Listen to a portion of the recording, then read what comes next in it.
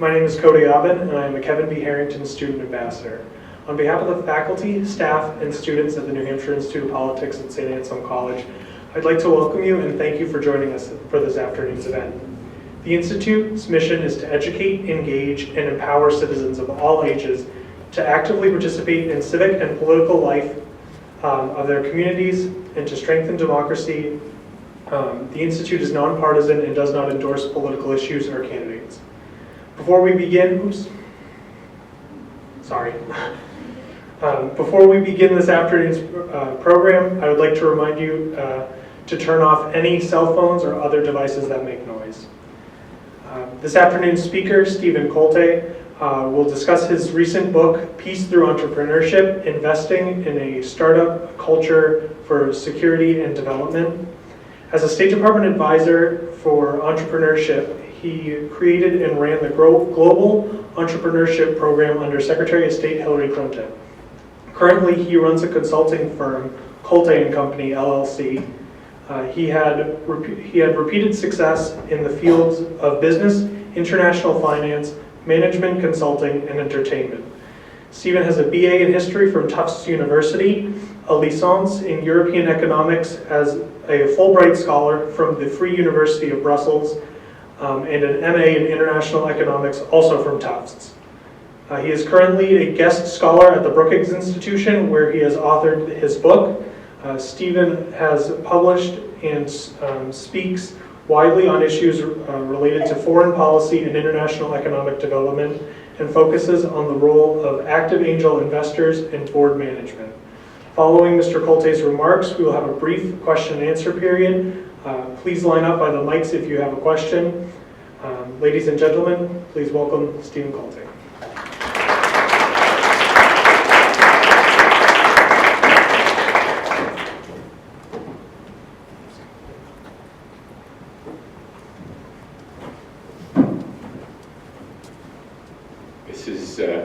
This is such an honor to be here. I've been telling everybody I had no idea.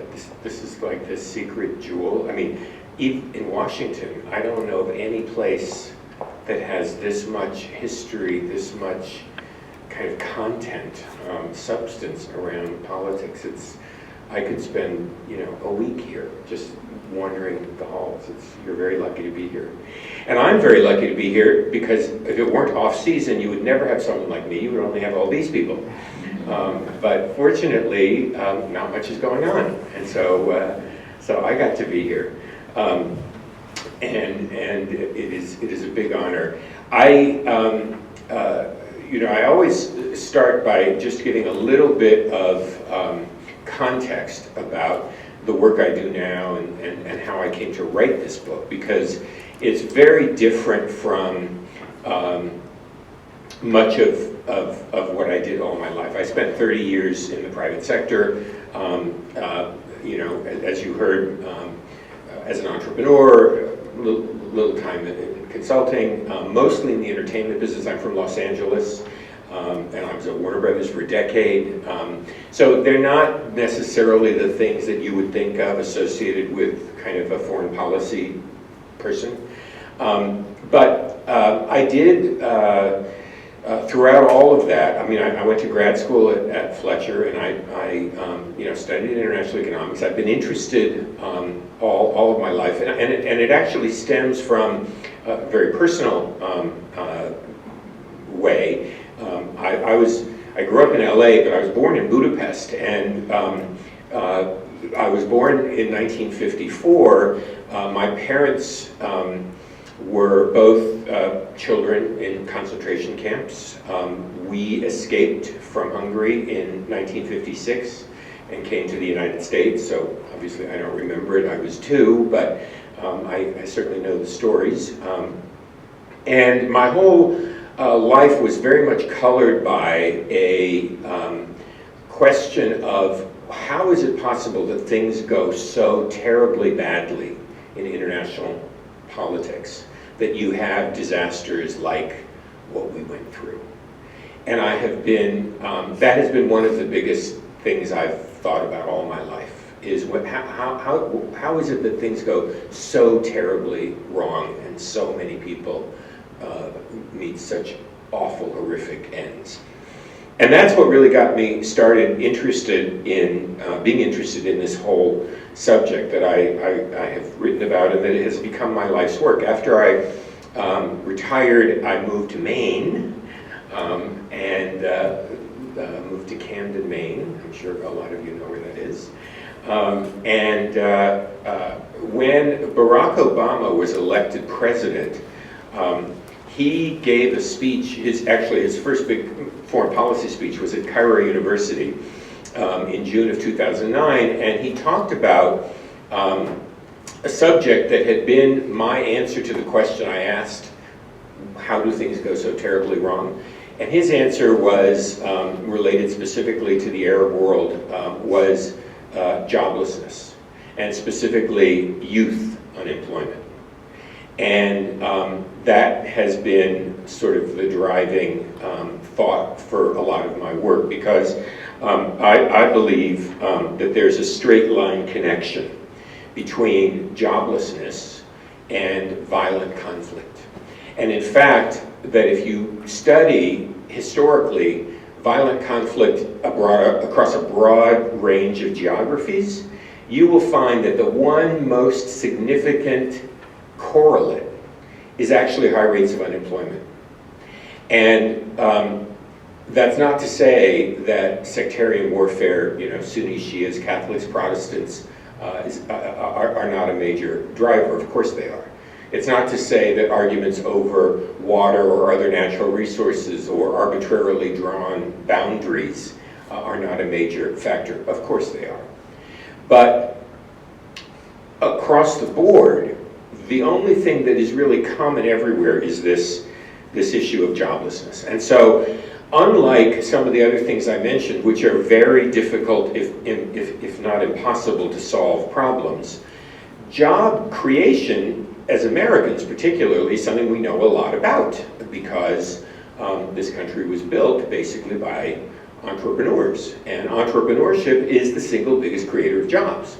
So that's why my work is predicated on this very simple logic, which is there's a straight line connection between entrepreneurship, jobs, stability, and peace.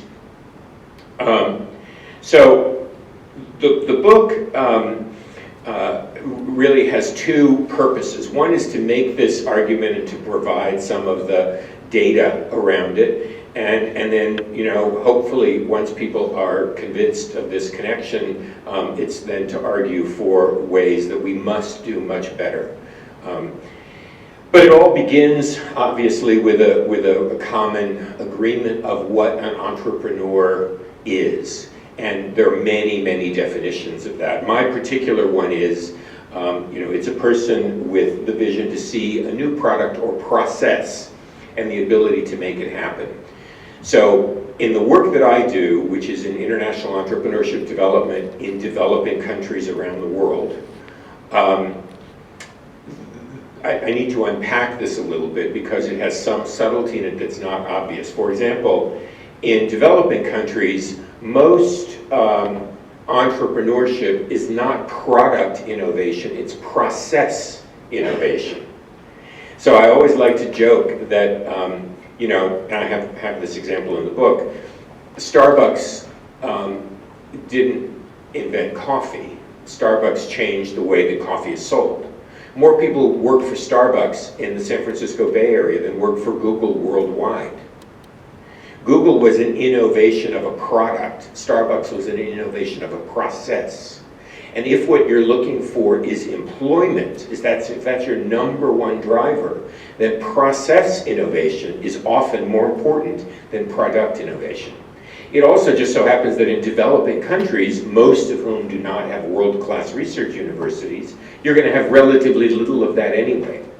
So one of the first points I want to make is that in the United States, we tend to think of entrepreneurship as digital. We think about tech, right? Our image is, a whole bunch of people sitting in front of computers with headphones on and a ping pong table in the background. That's what we think of as sort of a startup scene.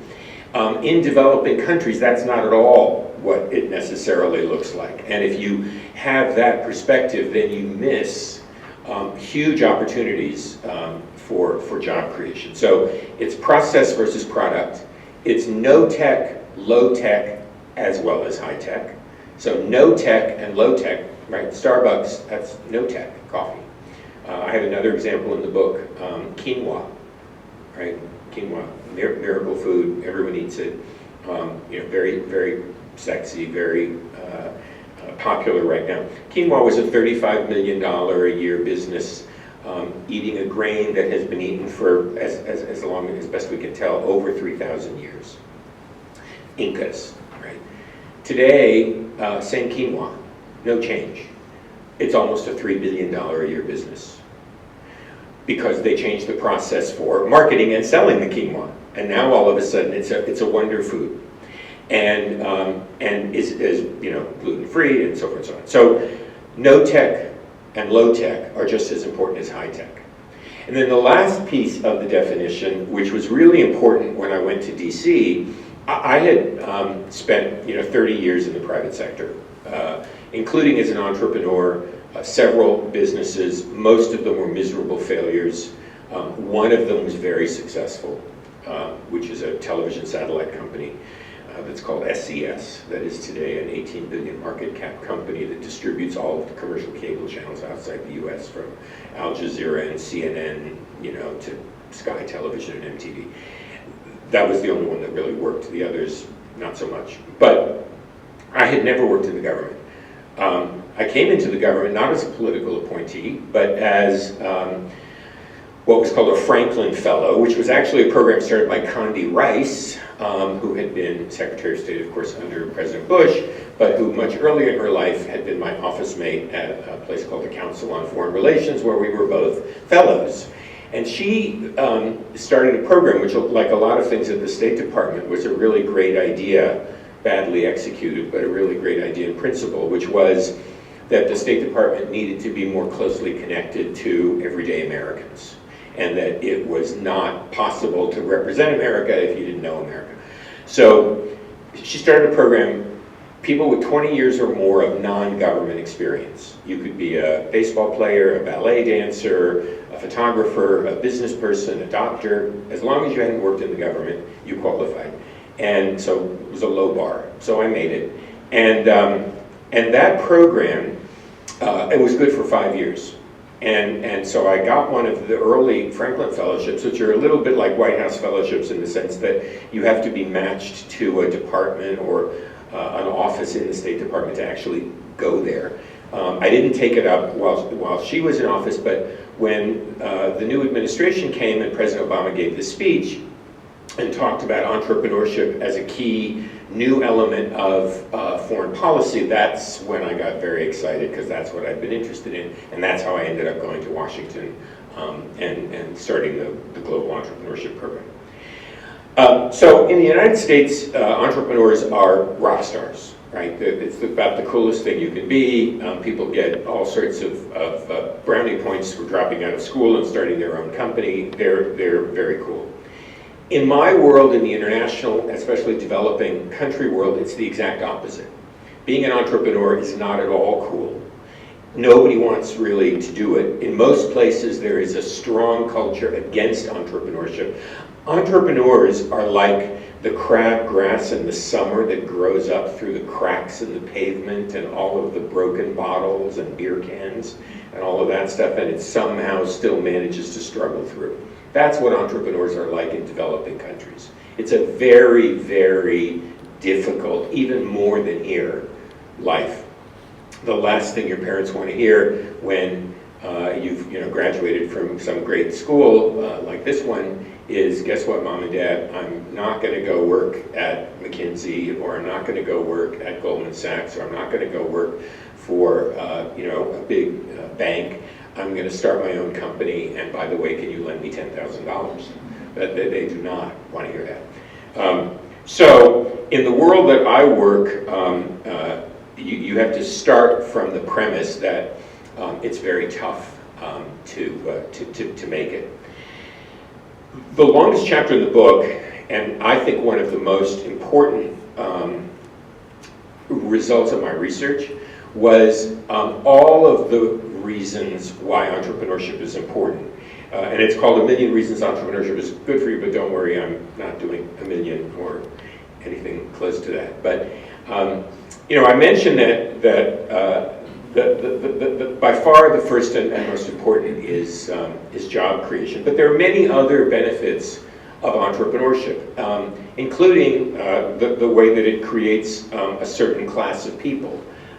But the number one, and the reason why the book is called Investing in a Startup Culture for Security, and why it mentions security first, is that joblessness tends to be the single biggest cause of violent extremism and war and political conflict. And when you look at places of high unemployment, there's almost no exception. In other words, it's almost universally true that there are high levels of other social problems. And this, by the way, is true in the United States as well. It's just that in the United States, we get upset when we have 8% or 10% unemployment. In many parts of the world, that would be an unattainable goal to have 8 or 10%. The Arab world has the highest average youth unemployment rate in the world. We don't even really know what it is because in most Arab countries, women aren't counted. So it's the young male unemployment rate. So the actual real unemployment rate is probably much higher. But it is important to mention, because unfortunately the American discussion about this has become overly focused, in my view, on the Muslim world. The fact of the matter is that high unemployment rates equate to violence regardless of religion, nationality, geography, or any of those things. In 1932, 27% of young Germans, 28 and under, were unemployed. They weren't Muslim, they weren't Arab, and it led to a disaster, or at least it was part of what contributed. The same is true if you look at other places around the world. Rwanda, before the genocide, and I will come back to Rwanda because it's a case I've studied quite a lot. Cambodia, the Shining Path in Peru. There are a lot of places where this is true. It just so happens that at this moment in time, we are very focused on Arab youth unemployment. And it is what I worked on when I was at the State Department. The program I started was focused on Muslim majority countries, and I worked in 8 countries. There were 3 where we had large full-blown programs, which were Egypt, Indonesia, and Turkey, and 5 additional ones where we had secondary programs, which were Lebanon, Jordan, Algeria, Tunisia, and Morocco. Since I left the State Department 5 years ago, almost all of the work I do now is in not those places. Mostly now I work in Sub-Saharan Africa, the Caribbean, and Central America. In addition to jobs, which, as I said, is for my way of thinking, sort of reason number 1, 2, and 3 to support entrepreneurship, there are actually several other very interesting benefits. One of them, one of the other million reasons, is that it turns out that entrepreneurs are actually the same person everywhere in the world. It's what I call a bridge class of people. In fact, it is the bridge class of people. Entrepreneurs, whether they are Arabs or Israelis, Protestant Irish or Catholic Irish, Hutus or Tutsis, regardless of their political issues, entrepreneurs that you work with are focused on building their company. And that's what they want to talk about. And all of the other issues tend to be secondary. So for instance, one of the things that was so interesting to me when I was working at the State Department was I was working in all of the countries surrounding Israel. Israel, some of you have heard of the book Startup Nation. Israel is actually the most successful entrepreneurial economy in the world, more so than here even. And what everyone would say to me when I was in Lebanon or the West Bank or Jordan or Egypt was, and I was from the State Department, they weren't interested in the politics of what the American government was going to do in the Middle East. They were interested in, could you possibly invite us to some neutral third place like America, and we could pitch Israeli VCs on our startup idea because we're looking for investment. Or we're looking to collaborate with an Israeli startup and try and joint venture. They were interested in trying to make those connections. So I realized that entrepreneurs are this very interesting bridge class of people. And the United States, and I'll come to this some more, the United States has a unique credibility around entrepreneurship. Even the people who hate us the most, which is a growing list, respect American entrepreneurial ingenuity. And that's what they want to talk about. So while it may be difficult to talk about other subjects, this is a common theme that people are happy to talk about.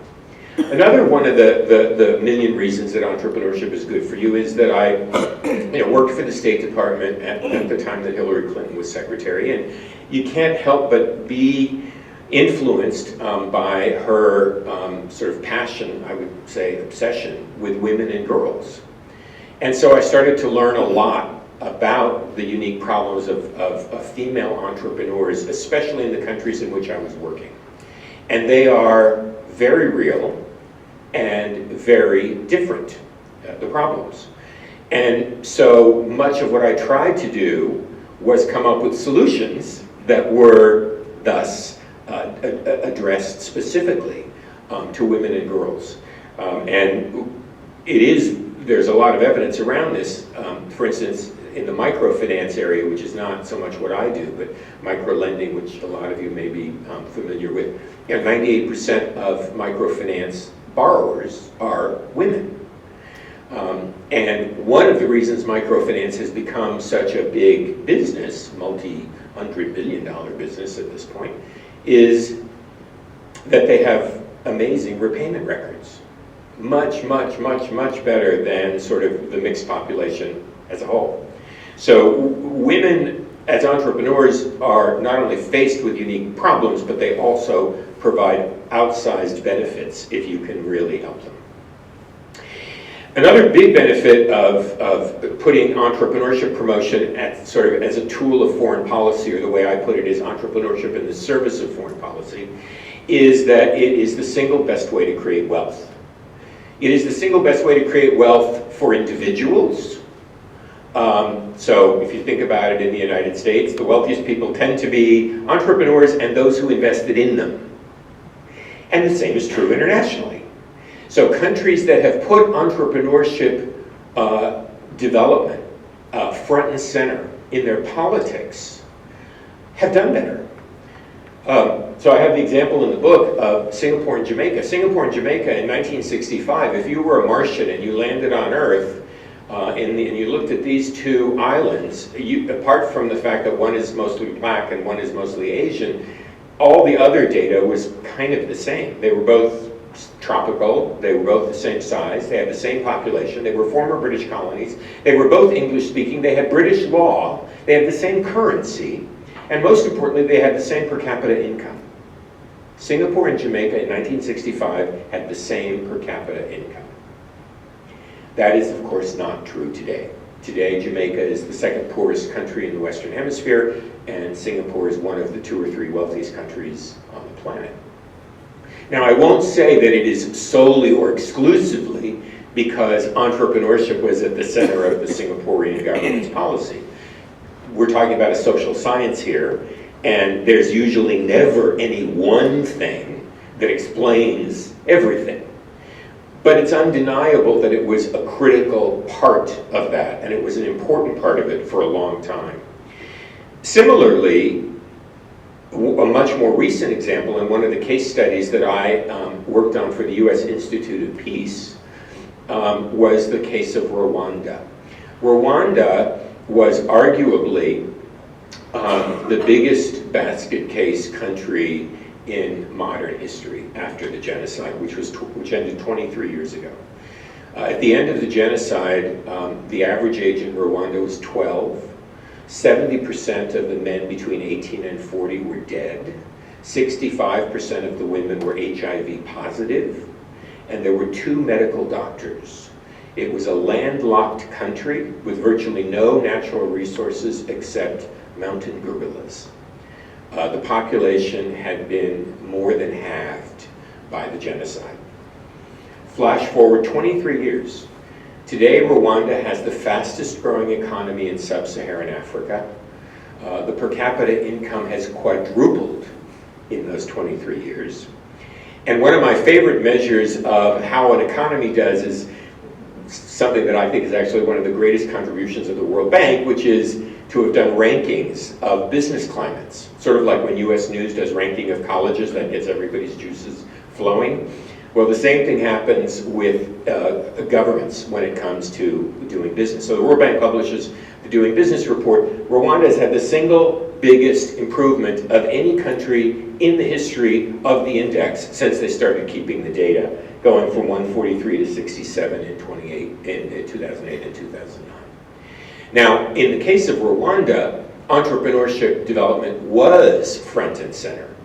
And it was very explicitly one of the principal policy objectives of the Kagame government. So there, the correlation is a little bit stronger. So, you know, it has all these benefits. It creates jobs, it's good for women, bridge class of people, creates wealth better than anything else. And of course, it's super American, right? It's one of our national, greatest national attributes. So, and even in places that don't like us, they like that, as I mentioned before. So you would think that as a result, entrepreneurship has been a really important part of American foreign policy. Not so much. In fact, the single biggest source of funding for these kinds of programs comes through USAID and the State Department. The State Department and USAID collectively, there will be a lot more discussion about this in the press over the next coming weeks and months as that budget is debated. But it's less than 1% of the federal budget. That's the entire State Department and USAID. Entrepreneurship development is less than 1% of USAID's budget. So less than 1% of 1% is what we spend as a government on developing entrepreneurship abroad. This is a particularly important number these days because, for example, if you look at Iraq and Afghanistan, which are the third major conflict that the United States has fought and lost since the Second World War, Korea, Vietnam, and Iraq and Afghanistan. In the case of Iraq and Afghanistan, we've spent, depending on who you ask, somewhere between $2.5 and $4 trillion. We've lost somewhere around 25,000 American military, 60,000 Allied military, 250,000 civilians, and created more than 10 million refugees, which in many ways are what is leading to the destabilization of the European Union. In other words, it has not been a success. Now, we don't have exact data on youth unemployment in Iraq and Afghanistan because Iraq and Afghanistan do not have governments that are able to go out and count youth unemployment. But to the maximum extent that we are able to interpolate what there is, the best guess is that it's around 125% of what it was before the United States went in. So if you believe what I believe, which is that joblessness, especially youth unemployment, is the single biggest driver of violent conflict, and then you look at the results of what we have done in these two countries, you can't help but feel that we didn't spend the money as well as we could have. So my argument in the book and in the work I do is, if we look at it as a security cost, it's a much, much better, much higher return investment. We are right now spending less in absolute dollars than a whole bunch of very small countries like Sweden and Netherlands. We're spending about the same as Australia, which has a gross national product that's about 1/25 of the United States, and it has about 28 million people. It's an island, and it's 15 hours from anywhere.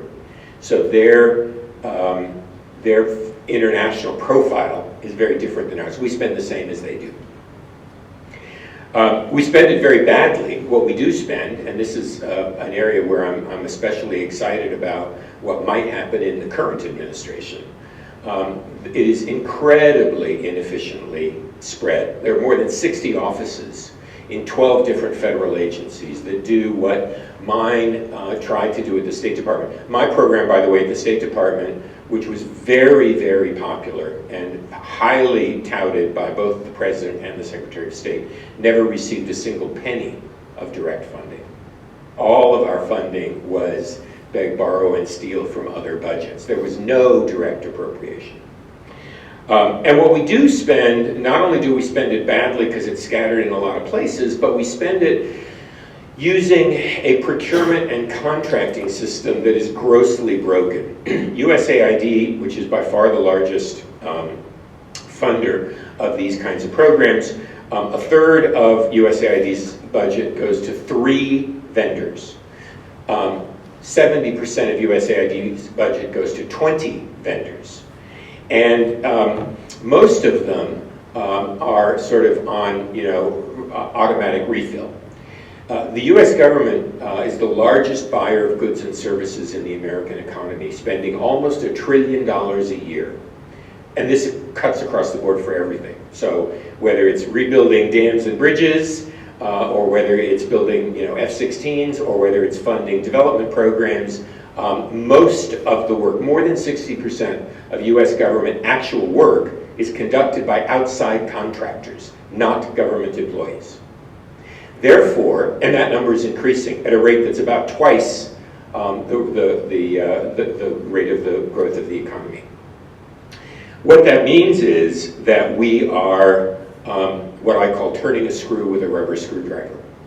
We are trying to use what is a broken procurement and contracting system increasingly to solve what are very difficult problems. So in my small world of entrepreneurship and job creation, the people who win these contracts very often have no actual experience in entrepreneurship. In fact, none of the companies that I worked with had any experience in entrepreneurship. In fact, most companies that work in entrepreneurship and innovation are small, entrepreneurial, innovative companies, very often started by young people. They have almost no ability to work with the government. The lines don't connect because of what I call the mouse and the hippo dancing with each other problem. In order to win a government contract, you have to be in the business of winning government contracts. It doesn't really matter what your actual business is. You have to be able to win the contract and then execute on the contract. A small firm, certainly one like mine today, could never do that. So as a result, I don't even bid for USAID contracts because I would never be able to fulfill them. And this is having been on the other side of the desk. In the case of entrepreneurship and innovation, if we continue to run the race with one leg tied behind us, and we have no way for America's entrepreneurial and innovative companies, including, by the way, not-for-profits and social enterprises, to work in this space, we're never going to be able to connect the dots. So as much as procurement reform is both very complicated and not necessarily politically very doable, the fact of the matter is it is at the root of the problem. So what should we be doing? Well, the basic premise of all of my work is that this is an influenceable problem. In other words, unlike the conflict between Sunnis and Shias, which has been going on for centuries, we do know how to create jobs through entrepreneurship promotion. And there are lots of examples of that, starting in the United States. And starting, by the way, at the local level, because entrepreneurship ecosystems, which is the work I do, tend to be hyper-local. So, for example, Manchester, New Hampshire is very different than Boston, Massachusetts, even though they're only an hour apart. How much more so would northern New Hampshire be? So it's not about looking at the whole country, it's about looking at very specific regions.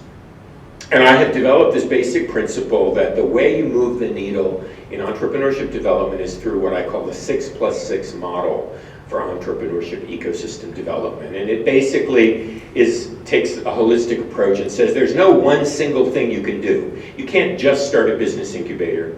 You can't just start a venture capital fund. You can't just do a business plan competition. You have to do a complex of things. And there are 6 categories of activity: identify, train, connect and sustain, fund, enable public policy, and celebrate entrepreneurs. And 6 categories of activity, corporations, foundations, universities, NGOs, investors, and government. And you knit together programs using this 6+6 model that are the things that make a difference. And the work that I do in my consulting firm is very practical. It's not theoretical. We do programs, and we put together, we design programs for specific geographies. And we do it in a 3-step process: diagnostic, design, and implementation.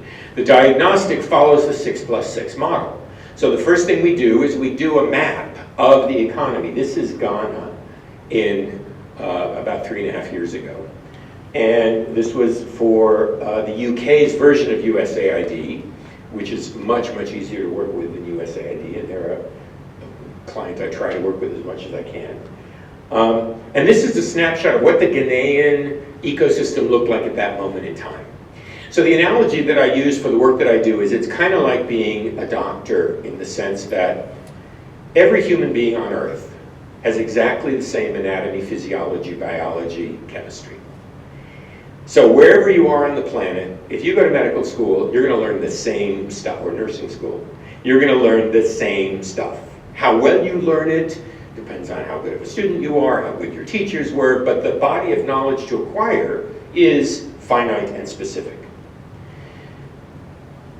When you are a doctor and you're looking to treat somebody with a condition, the medicine cabinet that you have to draw from is also finite. It evolves over time, but at the moment that patient comes and sees you, there are certain things you can and cannot prescribe. Yet, no 2 people with exactly the same condition are probably going to be treated in exactly the same way, because there are so many other factors that affect each individual. That's a little bit what entrepreneurship ecosystem building is like. The diagnostic is the same anywhere. So you could do this for the Merrimack Valley. And you could say, here's what our ecosystem looks like, and here's where the holes are, or where the weaknesses are. And then when you go to address some of those weaknesses, the medicine cabinet is also got the same remedies. So there are about 36 different programs I work with. And I'll talk about 1 or 2 as I come to the conclusion here. But the actual course of treatment is going to be different for every geography. And that's sort of how this works. So, you know, one of the questions I always get is, well, this all makes sense, and especially, you know, as Americans, we understand the power of entrepreneurship, and particularly, by the way, this particular president is, if nothing else, an entrepreneur par excellence. I mean, that's really his primary accomplishment in life. So, you know, we get that, but what we don't get is, why does the US government need to do this? Why should American taxpayers be doing this? And the reason is 2 things. One is Iraq and Afghanistan and the experience that I just mentioned. So when you look at alternative forms of security, whether it's cruise missiles, whether it's drones, whether it's military advisors, whether it's boots on the ground, I would argue that with the exception of Grenada, which was the one really successful military intervention since the Second World War by the United States, they haven't been very successful. And particularly not against non-state actors, particularly not against terrorists. So if you believe any of what I'm talking about the importance of joblessness in driving desperate behavior, then any policy which ignores addressing that root cause misses the point. So one reason that I think we ought to be doing this is because the first and most important responsibility of the government is security. And to me, this is part of security. Secondly, all of the data universally agree that there are no examples of successful entrepreneurial ecosystems anywhere in the world, starting in the United States, in which government was not only not involved, but government was the primary actor, and usually the first actor. So think about the internet, right? The internet exists solely because of the government's investment in DARPA in the 70s. And it was entirely funded by government research. And the same is true in the book. I have a long list of everything from gunpowder to Post-its that all came out of government funding at different times. So to expect more of countries who have so much less is unrealistic. So it's why I believe that the government has a responsibility to go where no one else has gone, which is to do much more of this, which many countries are starting to do. It's just that I'd like ours to be much more aggressive, because we have so much to offer about this. So how do you fix the problem? 4 basic areas: funding, organization, procurement, people. First thing is we have to spend some more money. Now, in my world, some more money is sort of measured in the coffee break money of the Pentagon. So I'm talking about, $1 billion in total for the entire world. It's a very small number. It's just a bigger number than we now spend. We have to spend it smarter, which is why I'm a big supporter of increasing and improving government inefficiency. We also have to fix the procurement and contracting mechanisms, at least as relates to entrepreneurship. And my theory here is that if there's any place you're going to innovate, entrepreneurship and innovation is a good place to do it. It's a good place to start. And there are, by the way, many examples of success. So what I'm talking about is not entirely pie in the sky. There are examples of procurement reform that have been successful in making these changes. And then the last is that we need more people who have actual experience. And one of the things I talk about is sort of a Peace Corps for entrepreneurs. We have so many successful, cashed out entrepreneurs, venture investors, many of whom, a lot of what I do is mentor matching, and I match people who are prepared to work for free, all of them, mentoring entrepreneurs all over the world. And I'm always astounded by the quality of people and the number of people who are interested in this. And of course, in the United States, we have every language spoken on earth. So when it comes to matching people based on language ability, there's basically no place that we can't fill the need if we research hard enough. So those are the key points that I make in the book. I think they are, I hope, as relevant in today's administration as they were in the administration that I served in. And I very much hope that when it does come time to have the conversation about the budget, both for the State Department, USAID, the related agencies like the Overseas Private Investment Corporation, and the Pentagon, that somehow, somewhere, the notion that job creation has got to be part of what we do if we're really going to increase our security will prevail. So with that, I thank you for your attention, and I am happy to answer a few questions. I think they want you to use the mics because they're recording this. So if you want to just line up by a mic, if you want to ask a question, I will do my best to answer. You want to start over here? Sure. You had mentioned that the more developing countries, the entrepreneurs are considered more crabgrass and annoying. Can you just explain that a bit more? Because you had said in America, like Mark Zuckerberg, they're more popular. Well, it's not that they're an annoyance, it's that they have a really hard time taking seed. that they're growing up in the concrete. They're growing up without fertilizer, without watering, without air. It's a very sort of hostile environment. Whereas in the United States, especially right now, your generation, I mean, how cool is it to work in a startup? So it's a very different culture. And one of the effects of that, by the way, is that you have to start to change the culture a little bit. And one of the programs I do, I promised that I would talk about one or two specific programs. One program I do that's an example of this relates to the power of journalism, which I'm extremely respectful of.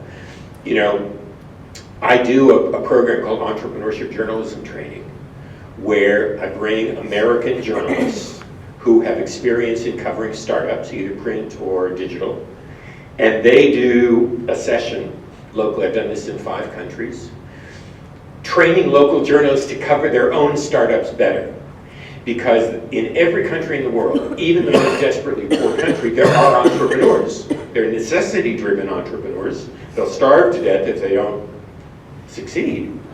And they try. But their stories are never told.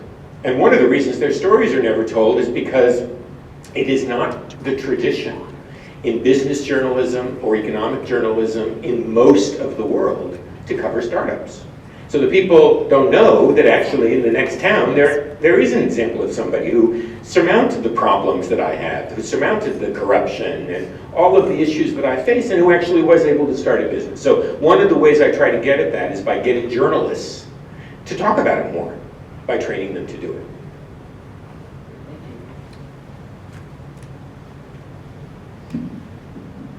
First, I'd like to thank you for coming to St. Anne's for your presentation. I found it very enlightening. Just one quick question. On the fact that for worldwide entrepreneurship, is it at all possible for us to go into a country where we're not very welcomed by the government, let's say for example North Korea, and start an entrepreneurship program there? No, not directly. Not directly, but it's funny, North Korea is one of my favorite examples because while the United States obviously has no relationships there, a lot of other people do, including many development agencies, including the newly started Chinese competitor to the World Bank, the Asian Infrastructure Investment Bank, the AIIB. And the AIIB is out right now with a program about a couple of entrepreneurial ventures related to North Korean fisheries, especially that cultivate certain kinds of seafood that are specifically popular in Northeast Asia. Eels, jellyfish, things that we don't necessarily, but eels, everybody knows how popular eels are these days if you live in New Hampshire. That is an example where not the United States as a country, but where an organization in which we would have a role. In the World Bank, the United States, so far, I don't think this will continue to be true, but the United States is by far the largest funder of the World Bank, 16%. The next biggest funder is Japan at 6%. So that's and when the World Bank funds a program, there's no reason why it's not open to all comers. I mean, you could be, when the World Bank funds a program, you could be an American company, a Canadian company, whatever. So because I've sort of drunk the Kool-Aid of how entrepreneurship works everywhere, I think even in the most difficult places, it's part of the answer. One of the other things that's interesting about entrepreneurship, and I'm doing a lot of work right now in the relationship between grand corruption and entrepreneurship. The most corrupt regimes, the biggest oligarchies that steal the most from their own people, autocrats, dictators, they have something in common with every democratically elected leader in the world, and that is that they fear large numbers of unemployed young people. Everybody agrees that large numbers of unemployed young people is not good. And so, as a result, entrepreneurship development is actually one of those things that is not only bipartisan, but it's really almost universal. Everyone wants to create jobs for young people, including the most extreme dictators. So it is a solution that can work in many places. How you get there might have to be different. You're not going to apply as a New Hampshire company to work in North Korea. But the notion is still the same. Thank you for coming. I have 25,000 acres in Ukraine, just north of Crimea. I have 10,000 acres in Sudan. I have 2 projects, one in Ghana and one in Nigeria. What you're talking about is extremely difficult. But one of the things that I have been working off of is a model that the United States actually implemented in Alaska back in the 1970s called the Native Alaskan Lands Reclamation Settlement Act, which created the Alaskan tribal corporations, which gave ownership to people on the ground and then did the development on a bubble-up method. I would like to hear your comments on how ownership has a role to play in this entrepreneurial activity, and whether or not you've seen that being implemented in the projects that you've been involved in. Yeah, an enormously important and interesting point, which I also would like to talk about after the conversation. I'm here to talk afterwards. So just 2 quick things. First is that land is the single biggest source of financing for startups. And there's a famous Peruvian economist named Hernando de Soto who wrote a book that I recommend to all of you that I am, in fact I have a quote of his up here, called Dead Capital. And basically his theory, and this is true of all entrepreneurs all over the world, including in Los Angeles where I was. So the principal method of funding startups is your own money and your own credit when you're an entrepreneur. And in the United States and in developed countries, the principal way you get that is by taking a mortgage or a second mortgage or a third mortgage or a line of credit out against real property, whether it is land or real estate. And the theory of dead capital is that in developing countries there are trillions of dollars of asset value that are unrealizable because you can't borrow against the land because it's undocumented, or it's not sufficiently documented that a bank will lend against it. So it's a really interesting conversation, and it leads to a whole bunch of other interesting applications, like whether blockchain might be a solution to showing title, which then allows you to use it to get financed. There are a few developing countries, and I didn't mention this, but one of the many reasons why I get so turned on by doing entrepreneurship in the developing world is that, you know, we tend in the rich West to think that innovation flows from north to south, right? We think of it and then we implement it there. The fact of the matter is that there's a lot of innovation that goes from south to south or south to north. Mobile money, right? M-Pesa in Kenya. 40% of the mobile money market in the world is in Kenya. It's not in any developing country. Well, I sort of feel the same way about using the value of land. While there are examples like Alaska where it has worked here, there are nowhere near enough examples in the developing world. And in some places, Ghana is a particularly good example. You could create, or you could try to find ways to create clear title to some of this land, which would, particularly if it was on a cooperative basis, like as is the case in Alaska, allow a community where there's broad agreement that we as a community own this, and it has value, and you can grow these kinds of crops, or it has these kinds of natural resources, and it has value, and therefore we want to borrow against it. So it's a very interesting idea that needs to be applied in the right geography, because, as you very rightly said, this is really hard to do. It's much harder to do in the developing world than it is in Manchester, New Hampshire, and it's pretty hard to do here.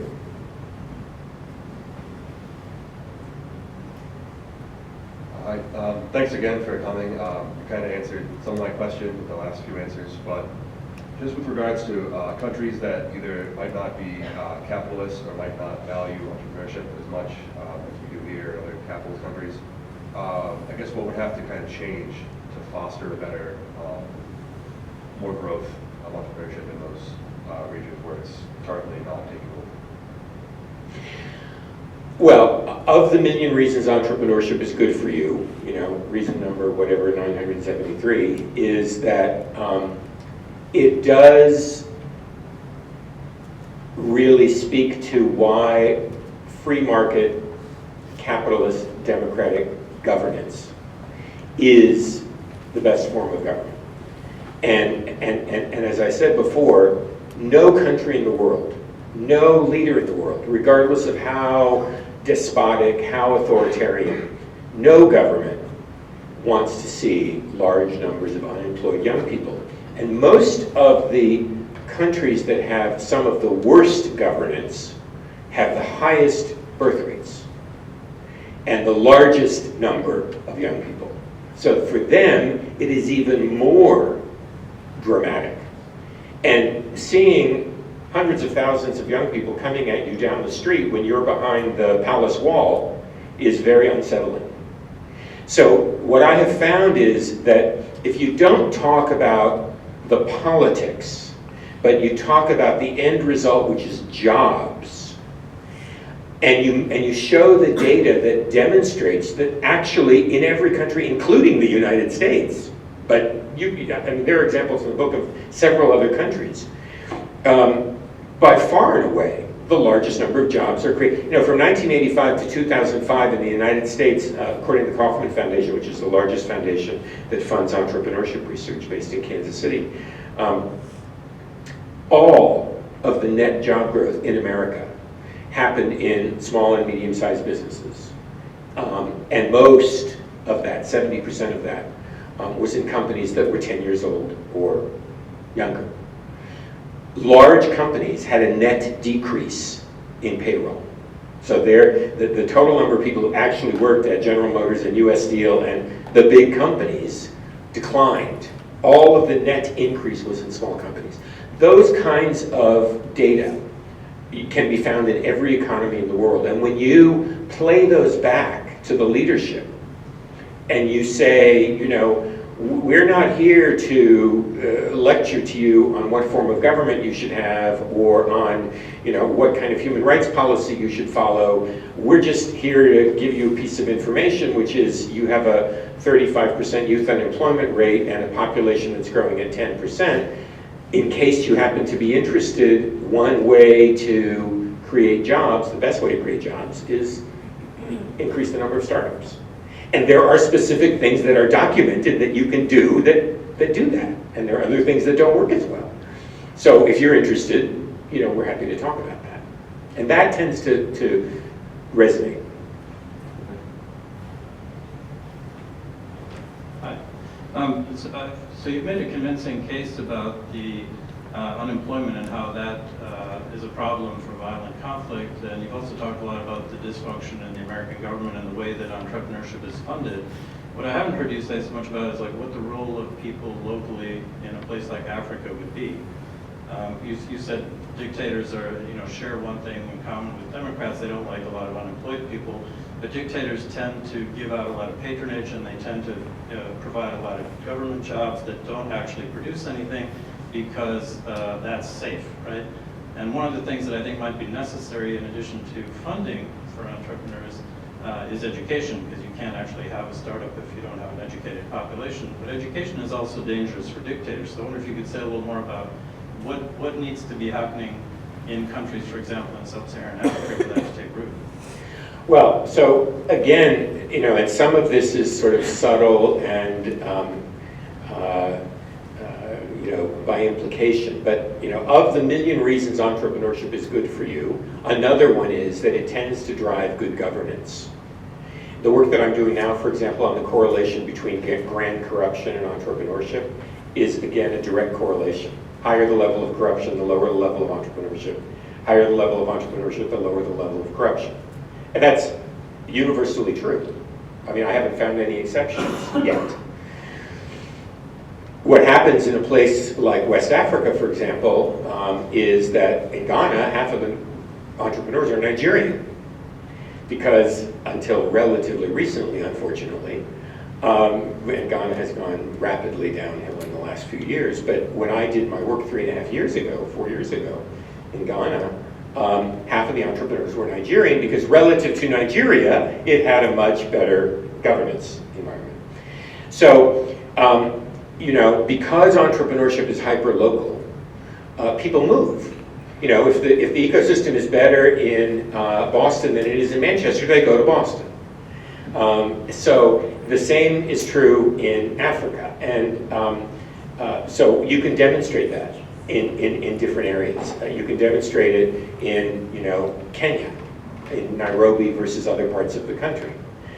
You can certainly demonstrate it in Rwanda versus Burundi, which are about as close as any two countries can be in terms of comparables, and they have vastly different rates of entrepreneurship and very different ecosystems for entrepreneurship. So I think you can, make a convincing data-driven argument that shows by specific example that this is a benefit. Now, from a political standpoint, it also happens to drive a constituency for better governance, because entrepreneurs tend to be forces for regulatory reform, certainly for intellectual property protection, certainly for labor law, absolutely for currency reform, currency convertibility. So all of those things that, if you can be in Panama versus Nicaragua, you're going to move. You can find an adjacent geography, if you're an entrepreneur, where it's more favorable for you than where you came from. Now, the role of education. So I feel very strongly about the 6+6 model.